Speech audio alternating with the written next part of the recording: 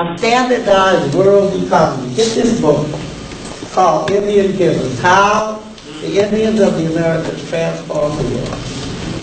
Now, see, you have gold, but not enough people have gold, but when you bring silver, you can have a little coin. And so then you could say, this slave is worth 10 talents, right? You standardize.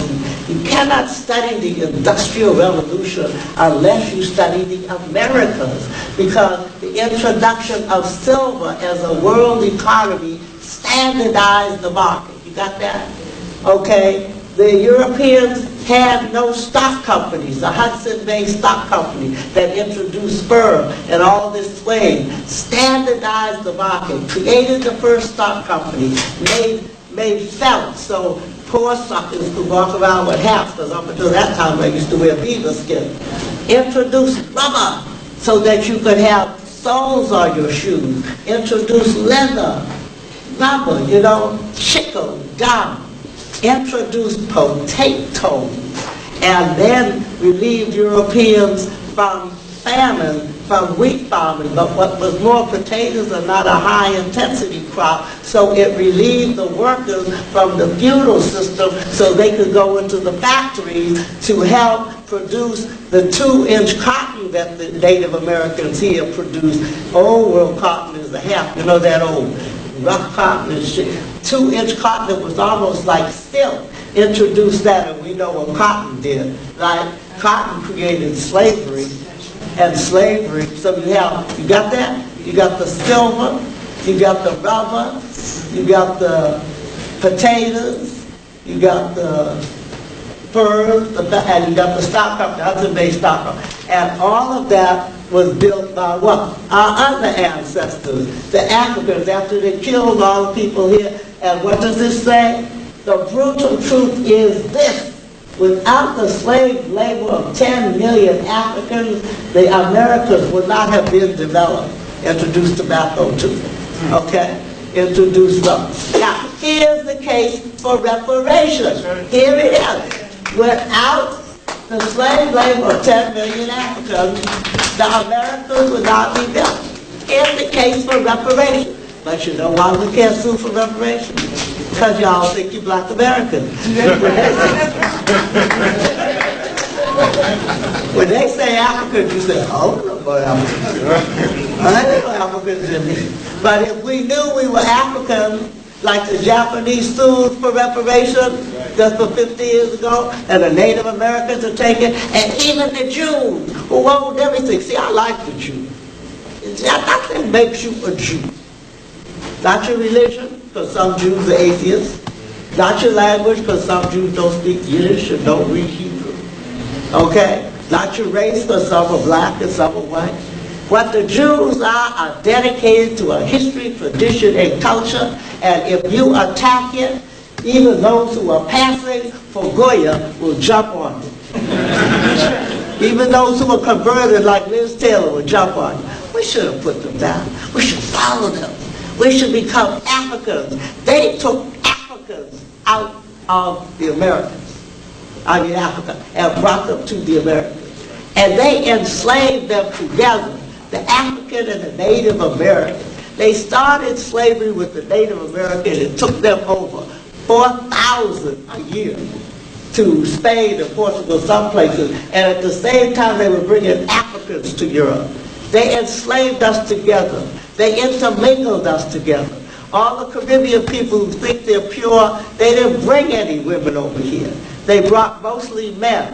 And then when they would have the fights here, the Tecumseh Wars and the Prince Philip Wars here, and they would only have the women and children left, they would ship those women and children to the West Indies, and they would intermarry them. The first generations of Jamaican, Haitian, and Barbadians are African Native American, just like one. That is our history. We own both of these continents. We have our blood in both of these continents. And when we know that we are African people, like the Jews knew, with all the money and all the education, they still didn't have a nation. They had no voice in the world court. They had no voice in the world court. And so what did they do? They went and got a nation. Like we can fight about it, we can yell about it, but if we don't understand we are African Americans, we are Africans in the diaspora, we can't bring our case to the world court. That's what Malcolm tried to tell you. That was the problem with Martin. Martin was trying to tell unlovable and unloving people that we ought to love them. And they say, hey, you know, Malcolm said, love yourself first. How you going to love your enemy who's killing you and you ain't learned to love yourself? How you going to learn to love yourself if you haven't developed a nation? You can't develop a nation until you educate your children into how to be a family and a community. That's right. It all goes back to very fundamental steps. You can't be a people until you know who you are. You can't know who you are until you study your history. You can't study your history of books. You've got to study it by manifesting. In order to be an African, you've got to live like an African. You have to live the collective way. You have to manifest because you have to become responsible for your children, child-centered, for your adults, adult-run, for your elders, elder-ruled. You've got to make men significant in the black community. You've got to stop letting them be 60-year-old boys. You've got to bring them into the world.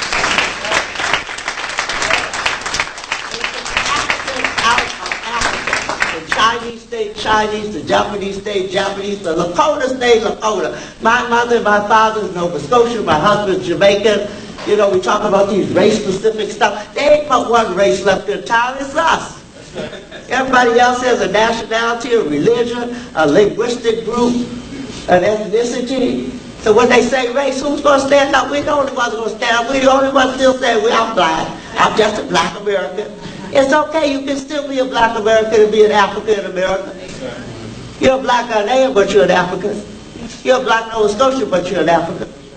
Be an African. You can't be up your mighty race unless you know what your race is. You're an African people, the parents and mothers and fathers of all humanity, civilization, science, philosophy, religion, but ain't going to do you no good. And you can't, when you read this and you say, isn't it terrible the way they put those people in those ships? Not our people, not our ancestors.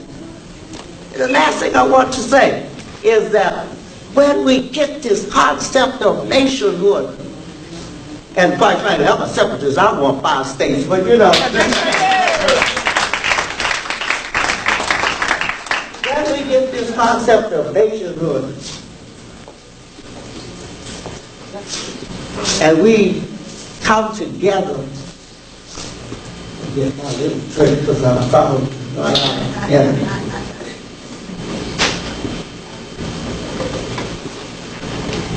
we don't have to all go to my state. Some of you can fight for your vote if that's what you want.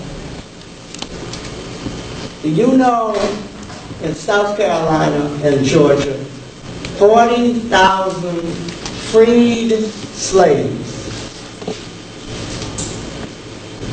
right after emancipation and just before emancipation. It's in a book called Reconstruction by Eric Fromm. 40,000 freed slaves received 400,000 acres of land.